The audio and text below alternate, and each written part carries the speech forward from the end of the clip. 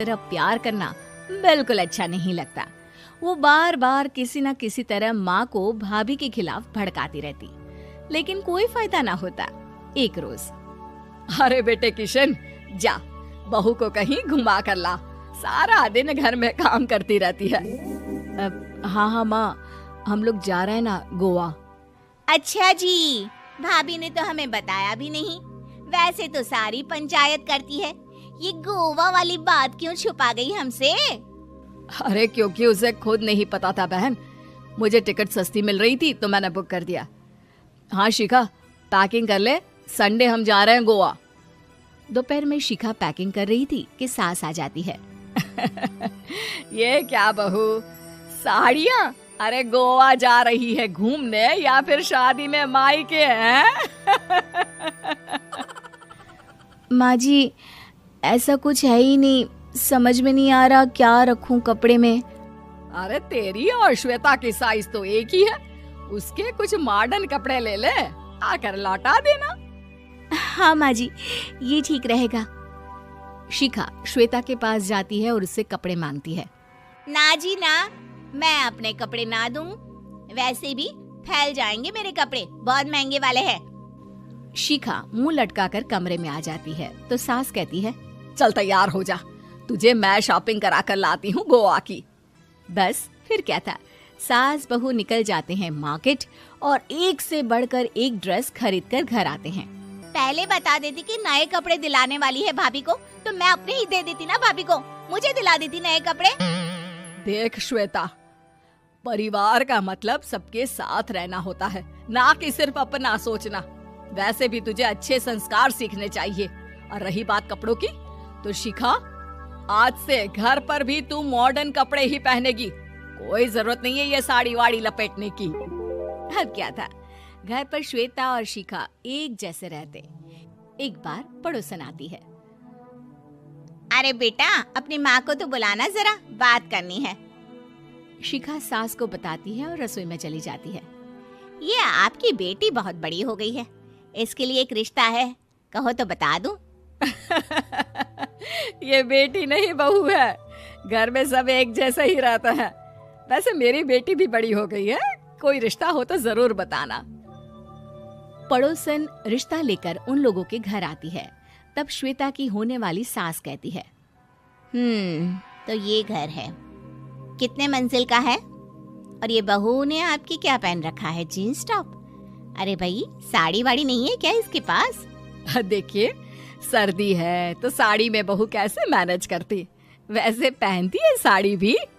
देखिए, हम लोग ठहरे पैसे वाले लोग, कोई कमी नहीं है हम लोगों के पास पैसों की, बहुत पैसे हैं, जमीन, नौकर चाकर, कार, सब कुछ है, लेकिन घर में संस्कारी बहू चाहिए, समझ रही हैं ना आप? सास कुछ कहती कि श्वेता बोल पड़ती है, हाय रे, नौकर चाकर से लेकर जमीन, कार, पैसा, हाँ, मुझे रिश्ता मंजूर है मुझे। अरे रुक जा श्वेता, मैं बात कर रही हूँ ना। देखिए, हम लोगों के घर इतनी आजादी नहीं मिलेगी। अरे हाँ कर देना माँ, हाँ कर दे जल्दी से। सास क्या करती, बेटी की शादी ऐसे घर में कर देती है जहाँ ना उनके विचार मिलते हैं और ना ही आचार। शादी के बाद एक रोज फोन पर, श्वेता बेटा, एक बार घर आ जा, बहुत दिल करता है तुझे देखने का। माँ, वो घर पर बहुत काम होता है, कैसे आऊँ? बड़ा घर है, लेकिन आने जाने वालों की लाइन ही लगी रहती है। बेटा, मैं तो जानती थी उस घर का हाल, लेकिन तू ही नहीं मान रही थी। माँ देख, हर घर का यही हाल है। तेरी बेटी को यहाँ घूंघट हटाने की परमिशन नहीं है और एक तरफ भाभी स्कर्ट पहनकर घूम रही है। बेटा, मुझे क्या पता था कि मेरी बेटी को ससुराल के नाम पर पिंजरा मिल जाएगा। अच्छा माँ, फोन रखती हूँ, सास को गर्मा गर्म रोटी खिलानी है।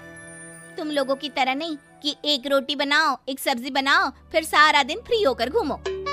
सास फोन तो रख देती है, लेकिन सोच में पड़ जाती है कि एक तरफ बेटी जिसे कोई आजादी नहीं, वहीं दूसरी तरफ बहू जिसे देखकर लगता ही नहीं कि उसकी शादी भी हुई है। अगले रोज, शिखा, अरे ओ शिखा। हाँ माँ, क्या हुआ? कुछ चाहिए आपको? मैं जिम जा रही थी। जिम के कपड़ों में बहू को देखकर सास को घूंघट में अपनी बेटी का ख्याल आता है। देख बहू, घर में बहू की तरह रहा कर। इतने टाइट कपड़े पहनकर जिम जाना पसंद नहीं मुझे। जा जाकर रोटी बना। रोटी? माँ अभी तो शाम के 6 बजे हैं, इस वक्त रोटी? अब क्या मेरे खाने पीने पर भी पहरा है? अरे जब मर्जी तब मैं अपने घर में खा भी नहीं सकती क्या? बहू को अजीब लगता है।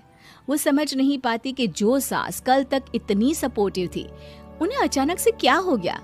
वो किचन में जाती है, गरम रोटी के साथ 2 तरह की सब्जी, रायता, सलाद सब लेकर सास के पास आती है। माँ जी, खाना। इतना सारा खाना? राक्षस समझा है क्या मुझे? रोटी मांगी थी मैंने गर्मा गर्म बस। पर माँ जी, रोटी खाती किससे आप? सब्जी तो बनानी थी ना। अरे भूख मर गई मेरी तेरी बहस से। जा जाकर काम कर, अंदर पूरी रसोई साफ कर। बहू अंदर चली जाती है। थोड़ी देर में श्वेता घर आती है। अरे शिखा, जल्दी से चाय ला, पकवान बना, मेरी बेटी आई है। अरे नहीं नहीं माँ, ड्राइवर बाहर खड़ा है। मैं तो घर का कोई सामान खरीदने के बहाने यहाँ आ गई हूँ, मुझे जाना होगा। अरे बेटा, पर कितने दिनों बाद देख रही हूँ तुझे। रहने आ जाना 2-4 दिन के लिए। आ जाऊंगी माँ, जब मेरी सास मरेगी तब। मैं तो रोज मन्नत मानती हूँ कि मेरी सास मर जाए तो अच्छा है। अच्छा चल, जा रही हूँ माँ। हे भगवान, कैसे कैसे दिन देखने पड़ रहे हैं मेरी बेटी को। सास अंदर जाती है, जहाँ श्वेता की जिम वाली सहेली का फोन आया होता है। क्या बात है, आज जिम नहीं आई? अरे पता नहीं यार, आज माँ को क्या हो गया अचानक। पर खैर कोई नहीं, लगता नहीं कि मैं अब जिम आ पाऊंगी। शिखा स्पीकर पर बात कर रही थी, जिसे सास सुन रही थी। यार ये सास ना होती ही ऐसी है। मैं तो कहती हूँ बुढ़िया जल्दी मरे और तू आराम से जिए। शिखा को सहेली की बात पर गुस्सा आ जाता है। माँ के मरने की कौन सा बच्चा दुआ मांगता है मोहिनी? आगे से ऐसी बात मेरे सामने मत करना। हमारे घर की शोभा ही माँ है। क्या हुआ जो थोड़ी सख्ती दिखा रही है? उसमें भी कोई ना कोई उनकी भलाई ही होगी। मैं तो कहती हूँ भगवान मेरे जैसी सास सबको दे, जो सिर्फ माँ की तरह है। सास वाली तो कोई बात ही नहीं है उनमें। सास ये बात सुन रही थी। उनकी आंख में आंसू आ जाते हैं कि क्यों वो बेटे की किस्मत में बहू को भी भागीदार बना रही थी। शिखा, अरे ओ शिखा, क्या हो गया? जिम नहीं जाना क्या?